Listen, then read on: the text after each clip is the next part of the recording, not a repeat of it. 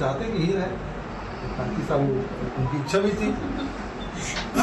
35 साल से है तो 50 समय भी लोकसभा चुनाव है, लेकिन सीनियर एक ही मंत्री है। तो जब तो ना अमर अग्रवाल है, ना राजेश मूणत है, ना धर्मलाल कौशिक है, ना विक्रम मंडावी है, ना लता उसेंडी है, विक्रम उसेंडी है। सारे सीनियर लोगों को तो साइड लाइन कर ये एक वजह था, उसको भी खो कर दिया। तो ये भारतीय जनता पार्टी में यही है कि सबको मार्गदर्शी मंडल में डालने का काम हो रहा है। इसका मतलब साफ साफ है कि बृजमोहन अग्रवाल जी प्रदेश के एक पुराने और वरिष्ठ नेता हैं। उसकी राजनीति को हाशिए पर लाना, उसको कद को कम करना भारतीय जनता पार्टी ने शुरुआत कर दी है। देखिए, माननीय हमारे मुख्यमंत्री जी श्री विष्णुदेव साय जी का ये विशेषाधिकार है और जो होगा छत्तीसगढ़ के बेहतर की दृष्टि से ही होगा। पार्टी फोरम के साथ बैठ करके सारे निर्णयों को लिया जाएगा और सरकार के कार्यों को निचले स्तर तक पहुंचाने में हमारे भारतीय जनता पार्टी के कार्यकर्ता तन मन से जुटे हुए हैं।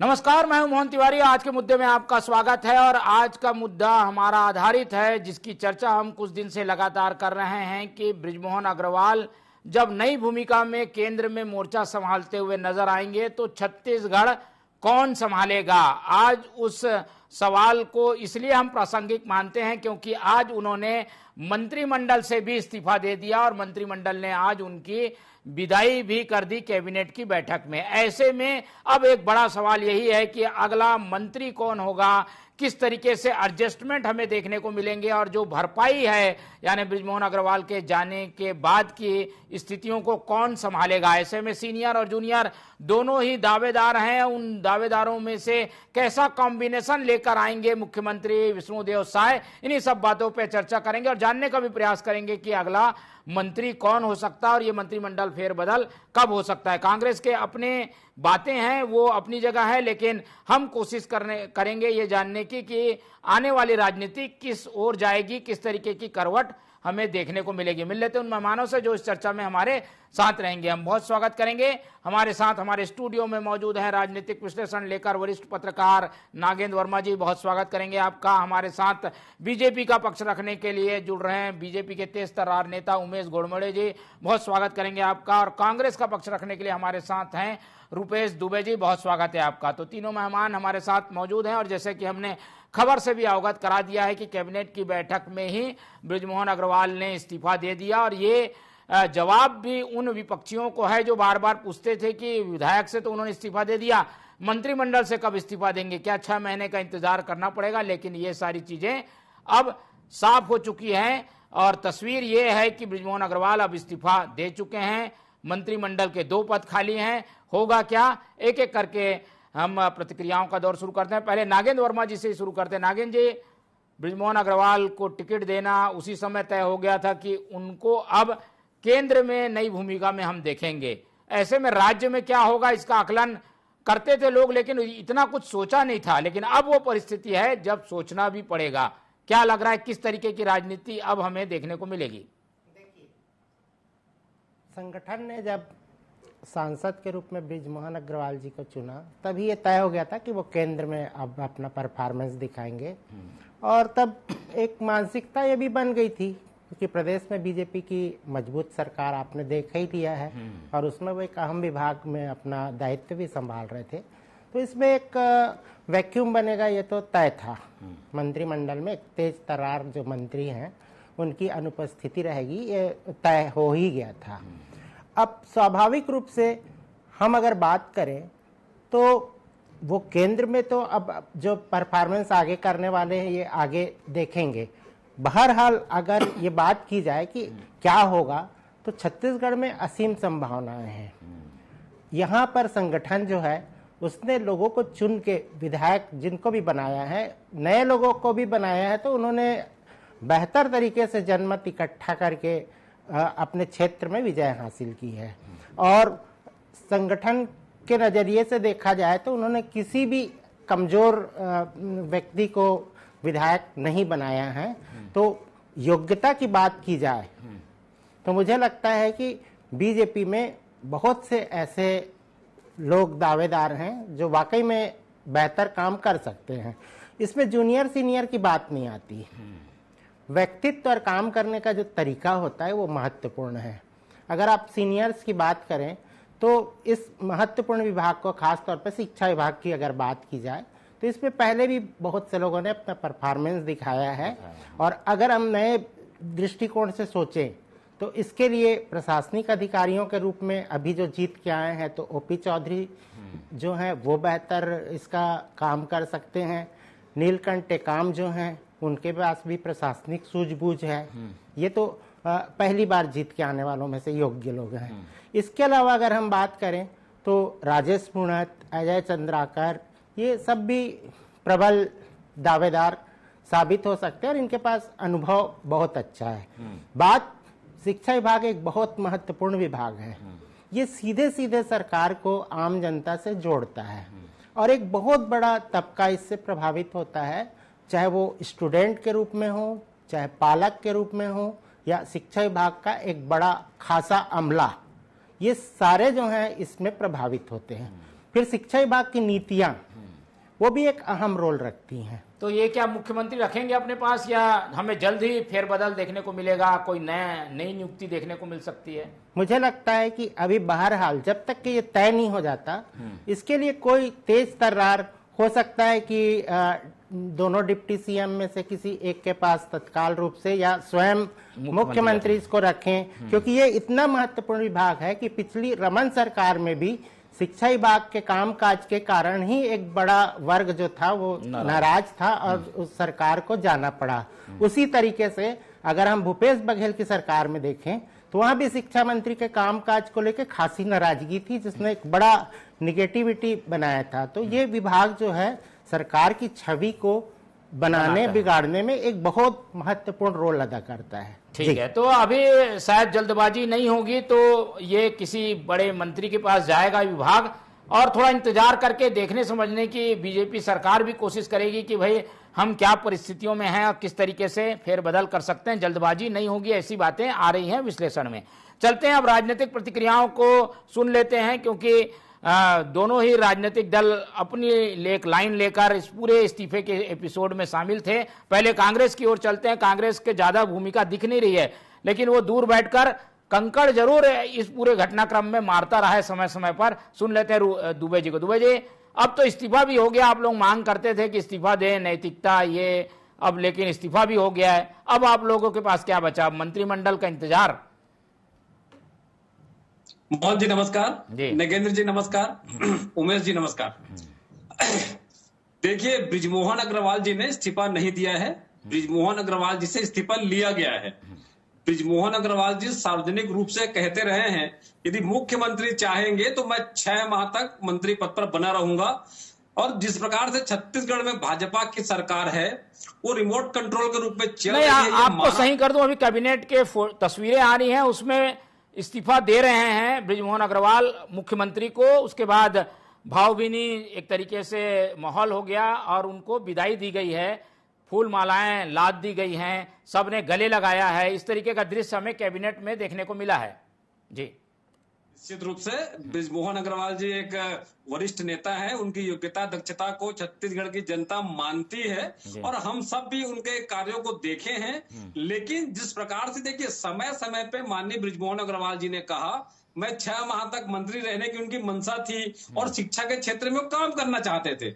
लेकिन भाजपा स्वयं नहीं चाहते, मुख्यमंत्री जी स्वयं नहीं चाहते कि शिक्षा के क्षेत्र में बृजमोहन अग्रवाल जी की योग्यता और वरिष्ठता का लाभ छत्तीसगढ़ की जनता को मिले।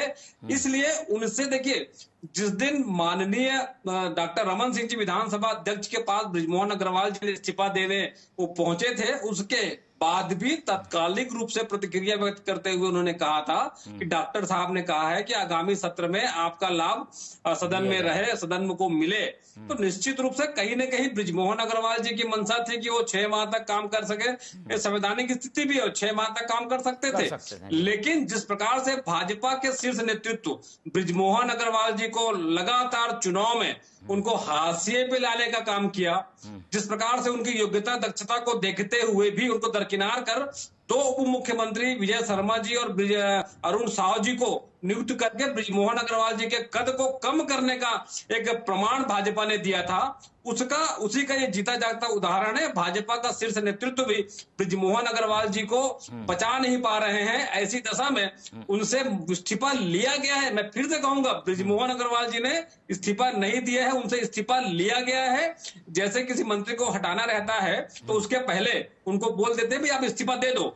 उसी तर्ज में बृजमोहन अग्रवाल जी ने अपने राजनीतिक सुचिता का परिचय देते हुए जिस प्रकार से विधान ने तत्काल रूप से, यदि उनको पद का लोभ नहीं रहता, भाजपा में सभी चीजें अच्छी रहती, अंतर में अंतर कला नहीं होता, तो निश्चित रूप से जिस दिन विधायक पद से इस्तीफा दिए हैं उस दिन वो मंत्री पद से भी इस्तीफा दे देते और उसके बाद समय समय पे काम चलते रहता। लेकिन हो सकता है कि कैबिनेट के बीच में इस्तीफा देने की मंशा आएगी तो निश्चित रूप से उन्होंने, मैं फिर से रेखांकित करूंगा, बृजमोहन अग्रवाल जी का यह कहना कि मुख्यमंत्री जी जब चाहेंगे मैं इस्तीफा दे दूंगा, पद छोड़ दूंगा, माननीय मुख्यमंत्री जी बृजमोहन अग्रवाल जी को बोले होंगे आप पद छोड़ दीजिए, उसकी परिणति बृजमोहन अग्रवाल जी का इस्तीफा है। ठीक है, चलिए ये आकलन है कांग्रेस का। वैसे एक शिष्टाचार है कि मंत्रिमंडल की बैठक में इस्तीफा देने से एक सबके साथ मुलाकात भी हो जाती है, शायद इसलिए ये चुना गया, ऐसी बातें भी सामने आ रही हैं। उमेश जी की ओर चलते हैं। उमेश जी,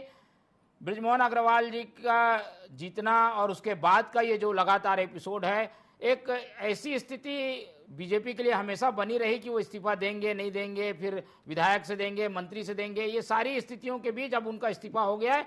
लेकिन कांग्रेस के तीर जो हैं वो आप लोगों को अभी भी झेलने पड़ रहे हैं।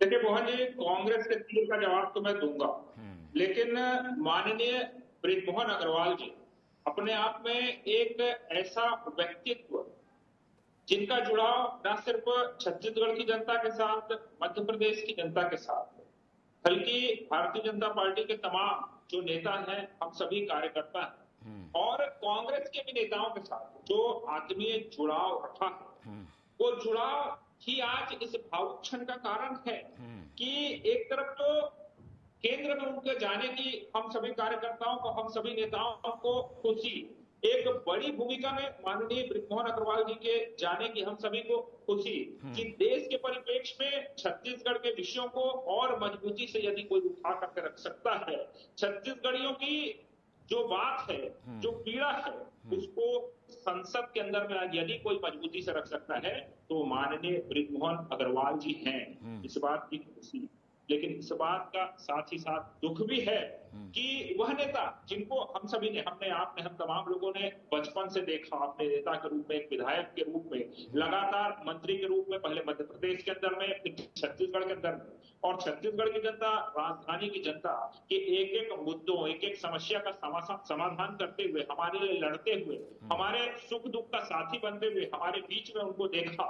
और आज जब ऐसा नेता उस सदन की कार्यवाही से, उस विधानसभा की कार्यवाही से दूर जा रहा है तो इस विदाई के क्षण में एक भावुक क्षण, और निश्चित तौर पर जिस प्रकार से टिप्पणी कांग्रेस की तरफ से यहाँ पर निकल करके आ रही है, तो कांग्रेस की तरफ की टिप्पणी इसलिए जायज है कि कांग्रेस के अंदर की पीड़ा है कि जब से माननीय बृजमोहन अग्रवाल जी छत्तीसगढ़ या मध्य प्रदेश की राजनीति में है, कांग्रेस के अंदर में एक ऐसा नेता खड़ा नहीं हो पाया जो माननीय बृजमोहन अग्रवाल जी को चुनौती दे सके या उनको परास्त कर सके। वो अजय योद्धा है। विधानसभा चुनाव के अंदर में पूरे प्रदेश के अंदर में सर्वाधिक मतों से जीत दर्ज करने का उनका रिकॉर्ड है। लोकसभा चुनाव में भी जब वो जाते हैं तो जनता का इतना प्यार है, कार्यकर्ताओं का मजबूती से बृजमोहन अग्रवाल जी के प्रति इतना साथ है कि उस लोकसभा चुनाव के अंदर में भी पूरे प्रदेश में सर्वाधिक मत से जीत करके आते हैं। देश में अगर हम देखें तो 10वें नंबर पर सर्वाधिक मतों से जीत करके आते हैं। तो कांग्रेस को अब भय सता रहा है कि छत्तीसगढ़ में हमने तो चुनौती नहीं दे पाए, अब वो केंद्र के अंदर में जा रहे हैं। अब ये जो लोकसभा की भी सीट है उस पर अजय योद्धा बैठ गया है बृजमोहन अग्रवाल के रूप में। अब कांग्रेस का सुपड़ा साफ होना है। भविष्य में जो उपचुनाव भी होगा, बृजमोहन अग्रवाल जी की जो सीट खाली हो रही है उसमें भी कांग्रेस का सुपड़ा साफ होना है। और लेकिन उमेश जी, कांग्रेस पूछ रही है कि ये क्या उनके साथ कोई गलत हुआ क्या, या उनको वहां भेजकर यहाँ खाली हो गए, यहाँ क्या करेंगे, इस तरीके के जो सवाल हैं उसका क्या जवाब है?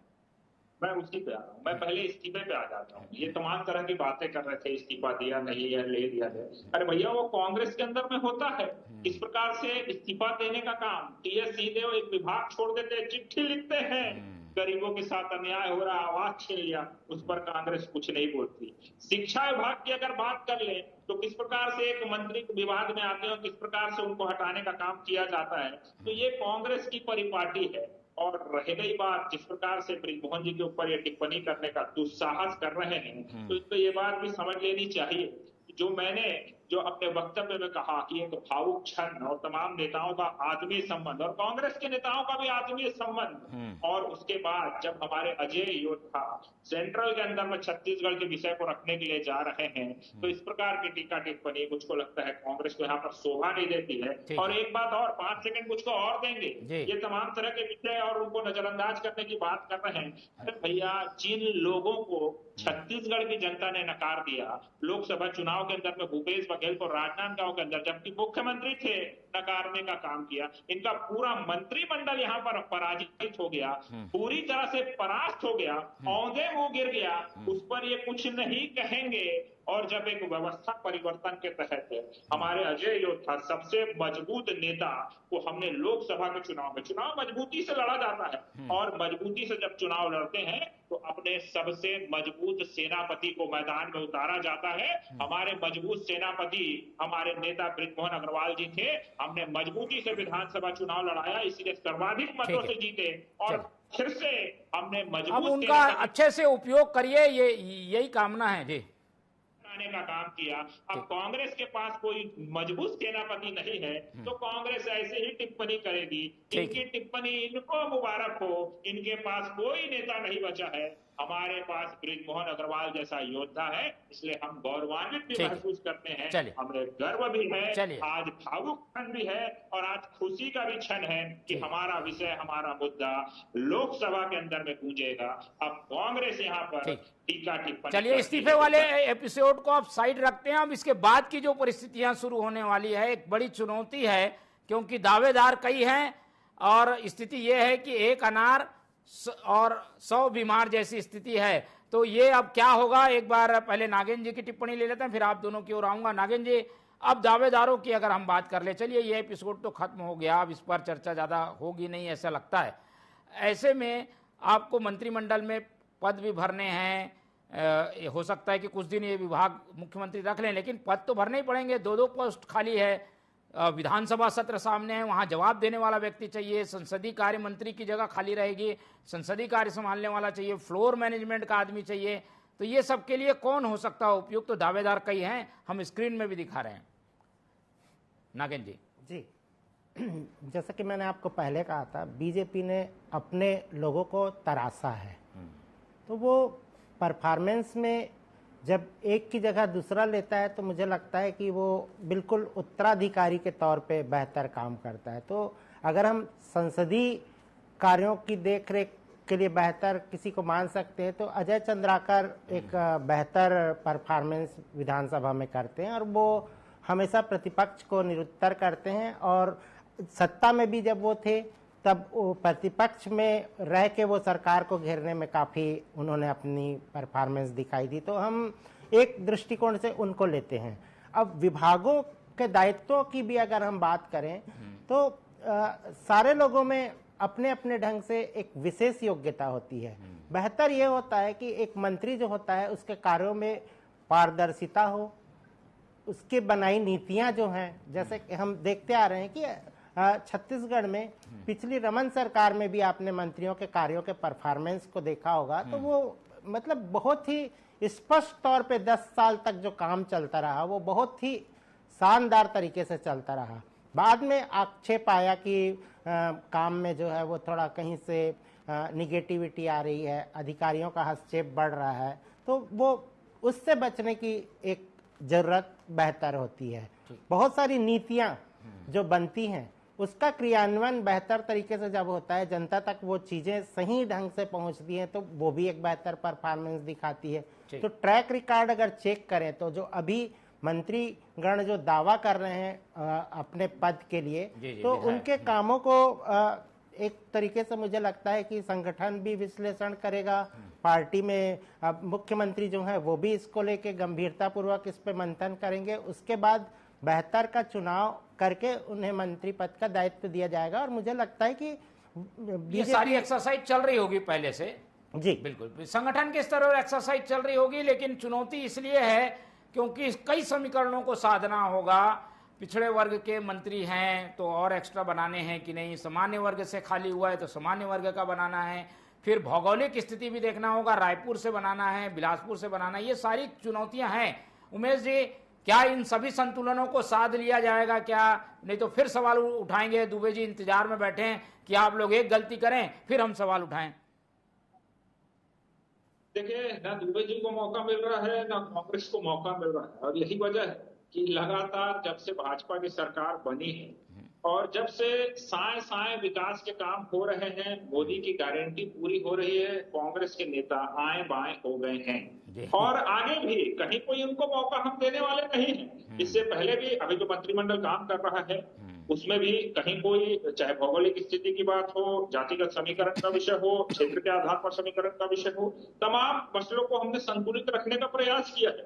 और आने वाले समय के अंदर में भी जब नए मंत्री आएंगे और जो वैकेंट है वहां पर उन मंत्रियों की नियुक्ति होगी, तो वहां पर भी तमाम भौगोलिक क्षेत्रीय समीकरण का एक बेहतर संतुलन और अनुभव के साथ साथ नया युवा जोश, ये तमाम चीजें एक बैलेंस के साथ, इस सोच के साथ कि कैसे हम छत्तीसगढ़ के विकास को तेज गति से और बेहतर कर सकें और तमाम विभाग उसका लाभ कैसे सीधे तौर पर छत्तीसगढ़ की उस महान जनता जिसने हमें आशीर्वाद देकर के इस प्रदेश की सेवा करने का अवसर दिया है, उन तक सरकार की योजनाओं का लाभ सीधा कैसे पहुंच सके, इन तमाम मसलों पर चिंतन करके एक बहुत बैलेंसिंग मंत्रिमंडल आपको देखने मिलेगा।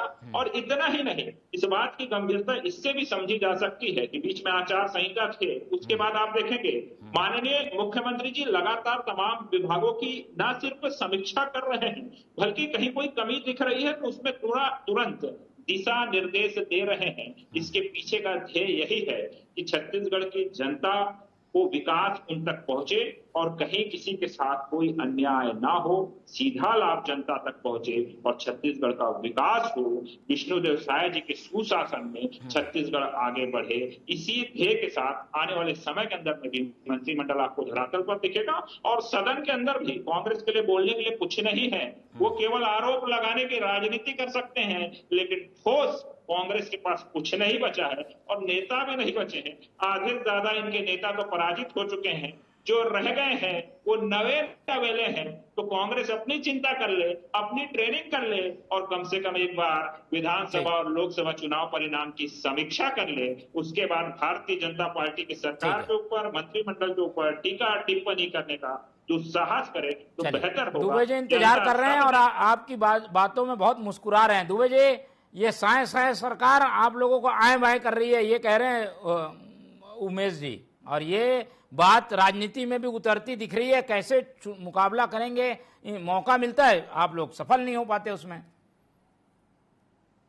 मोहन जी, जिस प्रकार से उमेश भाई बार बार दुस्साहस की बात कर रहे हैं, देखिए सामान्य तौर पर कहा जाता है कि मंत्रिमंडल में किसे लेना किसे नहीं लेना ये मुख्यमंत्री जी का विशेषाधिकार होता है। अब मुख्यमंत्री जी अपने विशेषाधिकार का कितना उपयोग कर पाएंगे ताकि छत्तीसगढ़ में एक योग्य मंत्री जो शिक्षा विभाग और संसदीय कार्य प्रणाली जो विभाग है उसको संभाल सके। और साथ ही साथ जब छत्तीसगढ़ में भाजपा की सरकार बनी थी और उसके बाद मंत्रिमंडल के लिए जिस प्रकार से सरफुटबॉल की स्थिति हुई थी और बार बार इनको दिल्ली की ओर मुंह ताकना पड़ता था, जिस प्रकार से रिमोट कंट्रोल की सरकार उसी समय से छत्तीसगढ़ में प्रमाणित हो गई थी, ऐसी दशा में भाजपा, चूंकि यह भाजपा का आंतरिक मामला है, निश्चित रूप से पार्टी संगठन के शीर्ष नेतृत्व से चर्चा करेंगे और उसके बाद कौन उस विभाग का भार साधक मंत्री उत्कृष्ट रूप से हो सकता है, उसकी योग्यता दक्षता को देख करके वो तय करेंगे। ये उनका विशेषाधिकार है। लेकिन ये कहा जाता है, लेकिन जिस प्रकार से बृजमोहन अग्रवाल जी को किनारे कर किया और वरिष्ठों को भाजपा जिस प्रकार से किनारे करके काम कर रही है, निश्चित रूप से छत्तीसगढ़ के आम जनता के बीच में मैं फिर से कहूंगा, बृजमोहन अग्रवाल जी की योग्यता दक्षता को कांग्रेस के नेताओं ने कभी नहीं नकारा, उनको सहर्ष रूप से स्वीकार किया, उनको शुभकामनाएं दी कि छत्तीसगढ़ के